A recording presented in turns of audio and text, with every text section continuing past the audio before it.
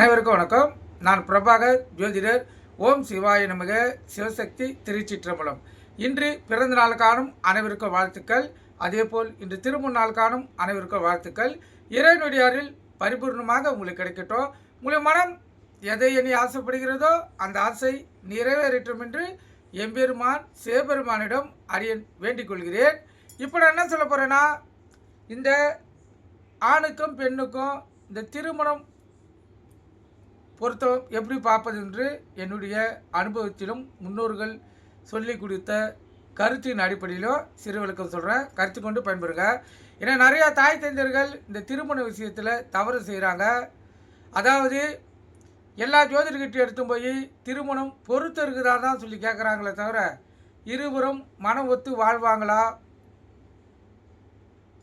அதாவது இருவருக்கும் குழந்தை பிறக்குமா, ஆண்மைத்தன்மை இருக்குதா, பெண் தன்மை இருக்குதா, இதெல்லாம் ஆராய்ச்சி பண்ணி தான் ஒரு திருமணத்தையே நடத்தி வைக்கணும்.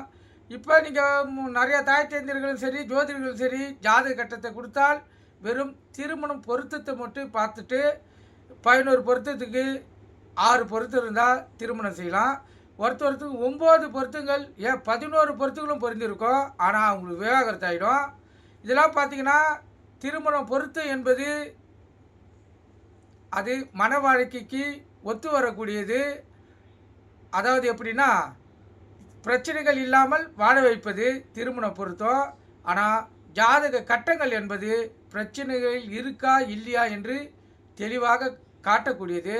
இப்போ திருமணத்தில் பொருத்தத்தில் பார்த்திங்கன்னா மிக முக்கியம் ரஜ்ஜி பொருத்தம் தான் மிக முக்கியம். அதுதான் மாங்கல்ய பொருத்தம். 2வது மகேந்திர பொருத்தம், அது குழந்தை பாக்கியம். 3வது வசிய பொருத்தம்.